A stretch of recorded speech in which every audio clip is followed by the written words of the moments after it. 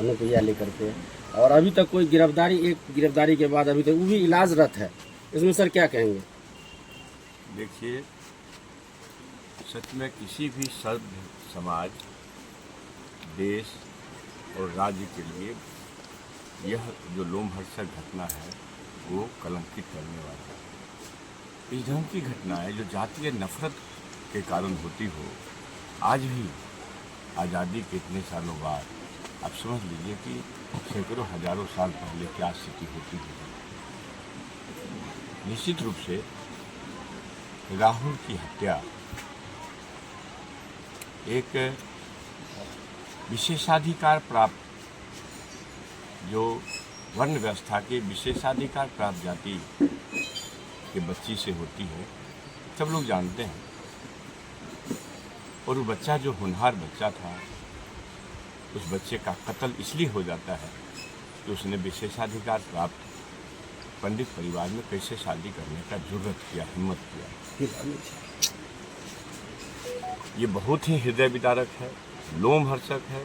शायद मेरी समझ से दुनिया के किसी भी डिक्शनरी में इसकी भर्त्सना की जाए उसका शब्द नहीं है। शायद मैं समझता हूँ, अंग्रेजी हो, हिंदी हो, संस्कृत हो या दुनिया का जो भी भाषा हो, इस तरह की हत्या का, इस तरह की घटना का किस शब्द में भर्त्सना किया जाए, इसके लिए तो मेरे पास शब्द नहीं है। परंतु आप लोगों के माध्यम से मैं इस देश समाज के लोगों से विनम्रतापूर्वक कहना चाहता हूँ कि आखिर कब तक जातियों के नाम पर ये नफरत इस तरह कदम बोएंगे आप कि भारतीय व्यवस्था के अधोपतन का, दुर्गति का सबसे बड़ा कारण है जाति व्यवस्था और जातीय नफरत। इसी बात को रेखांकित करके हमने कोई आज से 2-3 साल पहले शिक्षा मंत्री के पद पर रहते हुए तो महसूस किया, बचपन से लेकर आज तक, कि अगर कोई पिछड़ा है, दलित है तो जेल जाएगा, अब कोई सवर्ण है, प्रिविलेज क्लास है तो वो मजा पाएगा। एक बड़ा उदाहरण है इसके लिए हमारे पुरखों ने जो लड़ाई लड़ी, महात्मा फुले, पेरियार, अंबेडकर, जननायक कर्पूरी ठाकुर, आज के सामाजिक न्याय के योद्धा आदरणीय लालू प्रसाद जी। आप लोगों को पता है सबको कि आपके बगल में बलवा बाजार है।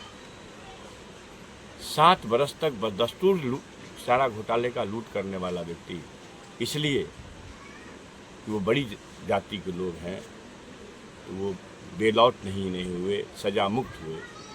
और पिछड़ा लालू प्रसाद यादव जी, चूँकि करोड़ों देश में अरबों करोड़ों लोगों की जुबान थे, इस जातीय नफरत को तोड़ने का बहुत बड़ा काम किए और इसलिए वो जेल भोगे, सजा हुआ, सब आप जानते हैं।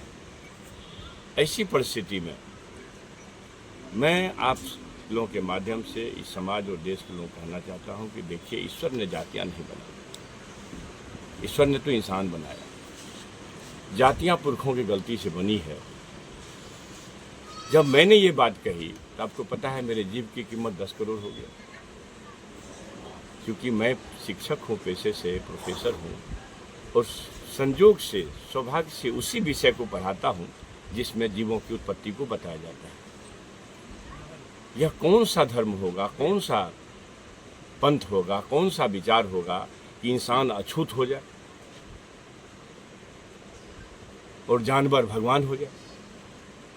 मैं उस बात पर स्टैंड कर रहा हूँ, आज भी आप सभी लोग जानते हैं। तो ये जातीय नफरत को चलाने का जो आधार है, उन पर हमला करना होगा।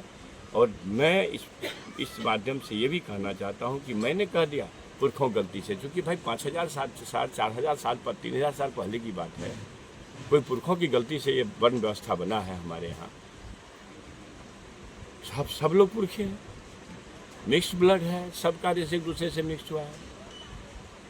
मैंने कहा तो मेरे जीव की कीमत 10 करोड़ हुई और नैरेटिव चलाया नेगेटिव लोग। और उसी चीज को मोहन भागवत जी 4 बार 5 बार आज तक कह रहे हैं।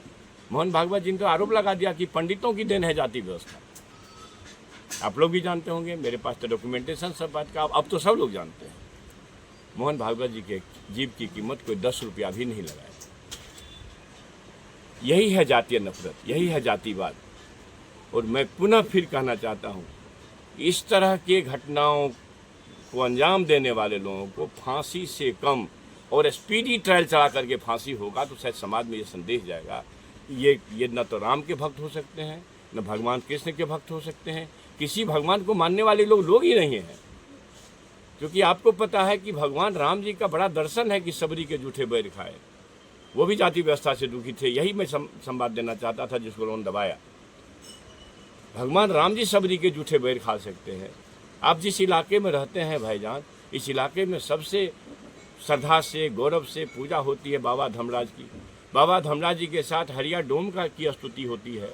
आप लोगों को पता है, चूँकि आप इस इलाके लोग हैं, इस इलाके में ज़्यादा लोकप्रिय देवता है, लोक देवता के रूप में लोग उनको मानते हैं। उदय साहू की, अंडू माली की, ज्योति बाबा पासवान की और तो और मीरा साहब मुस्लिम परिवार के एक देव की पूजा भी उन्हीं के साथ होती है। आप समझिए कि ईश्वर प्रभु परमात्मा कभी जातीय नफरत के पक्ष में नहीं है।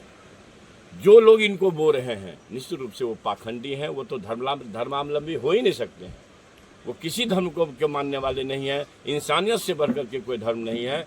इस राहुल का जो कत्ल हुआ है, यह सब समाज के माथे पर ऐसा कलंक है कि जुगों जुगों तक यह मिटने वाला नहीं। इसलिए मैं पुनः आप लोगों के माध्यम से कहना चाहता हूं कि शासन में थोड़ी सी भी संवेदनशीलता है।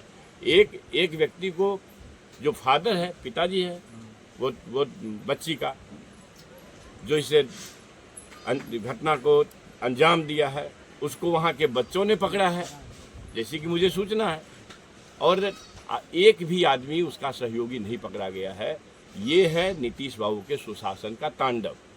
और नीतीश बाबू के सुशासन का अगर नीतीश बाबू को होश हो तो मैं पूर्व शिक्षा मंत्री और इस इलाके के एक राष्ट्रीय जनता दल के सामाजिक राजनीतिक कार्यकर्ता के हिस्से से कहता हूँ कि अगर सच में थोड़ा सा भी शर्म हो, 24 घंटा के अंदर सबका गिरफ्तारी करो, न तो शासन सिंहासन खाली करके समाज से माफी मांगो। जी सर, तनुप्रिया की जो है स्थिति अभी बहुत दयनीय है और कल सुने हैं कि वो जो आत्महत्या करने के प्रयास किया गया है। सर, इसमें क्या कहेंगे? ऐसा कौन जिंदा रहेगा जिसका सब कुछ लूट गया?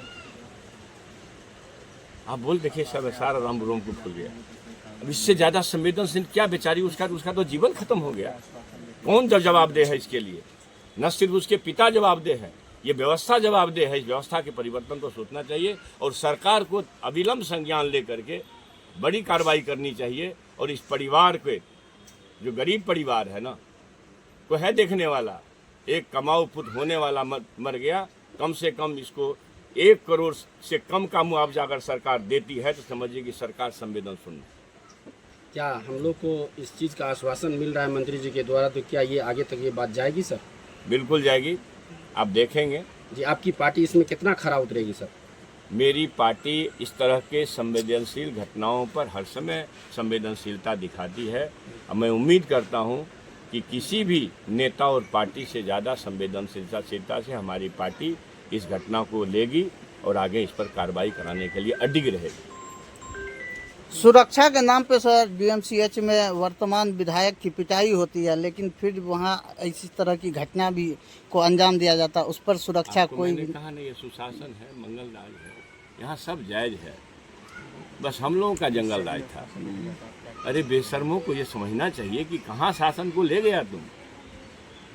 न सिर्फ हत्याएं हो रही है, अपहरण हो रहा है, बलात्कार हो रहा है, दर्जनों पुल तुरंत उड़ रहे हैं, भ्रष्टाचार पता नहीं। अब तो फिर मेरा सब मैंने डिक्शनरी लगता खत्म हो गया।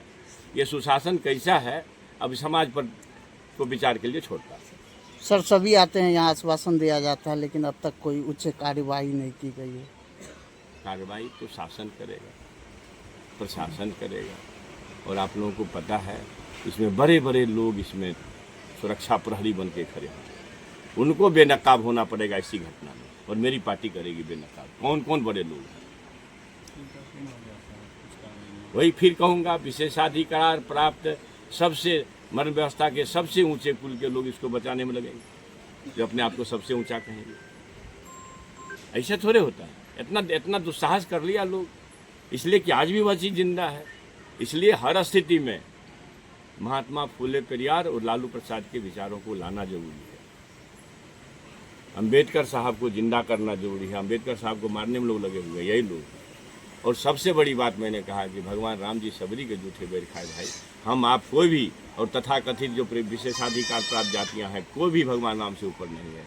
भगवान जी जो किए हैं वो करो, समरस समाज बनो, न तो तुम देश का दुश्मन है, तुम कहाँ से देशभक्त हो सकता है। जो जातीय नफरत के कारण छोट नीच ऊंच अछूत करे, वो देश का किस्मत बनाएगा, वो देश का किस्मत बिगाड़ेगा। देख रहे हैं आजकल ज़्यादा तांडव हो रहा है, क्या क्या हो रहा है। देख रहे थे आचार्य प्रमोद का एक बयान देख रहे थे, मतलब सारे लोग एक ही काम में लगे हुए, वर्चस्ववाद, जातीय वर्चस्व को फोकस करने में लगे हुए। नहीं, इंसान इंसान होता है।